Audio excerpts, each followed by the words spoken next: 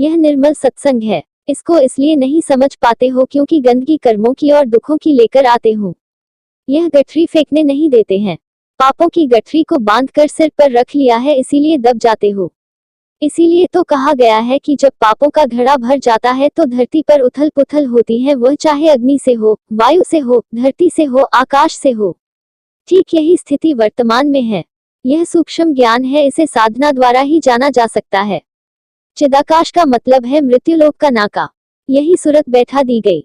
अगर भेदी मिल जाए तो सूरत को निकाल कर ऊपर चले जाओ। मैं बार बार इसी पर जोर दे रहा हूँ कि आप साधन भजन करो। तकलीफें तो आएंगी। समाज का, जातियों का बंधन लगाना बहुत जरूरी था।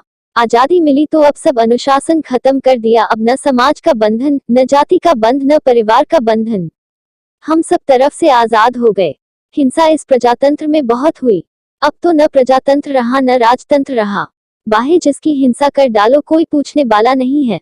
तुम किसी की हिंसा करोगे तो कोई तुम्हें भी मारेगा।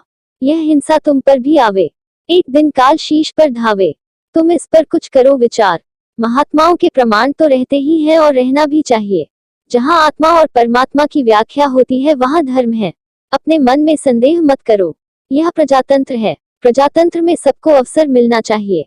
सबसे बड़ी चीज ये है कि अच्छे लोगों की पहचान होनी चाहिए।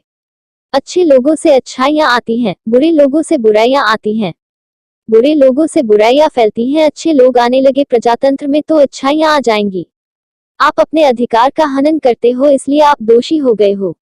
असल चीज यह है कि जब आप बाहर सुनोगे, सोचोगे और समझोगे तब अंतर में चलोगे और समझोगे। संत मत में यह बताया जाता है कि आप सबको अपने निकट का समझो, क्योंकि हम सब राहगीर हैं। हम एक दूसरे की सेवा कर लें, सेवा करा लें और प्यार मोहब्बत से सफर तय करें। अंतर में आवाज छांटने के लिए मेहनत करनी पड़ती है, यही साधक का इम्तिहान है। अगर इसे नहीं समझेगा तो पास नहीं हो सकता, फेल हो जाएगा।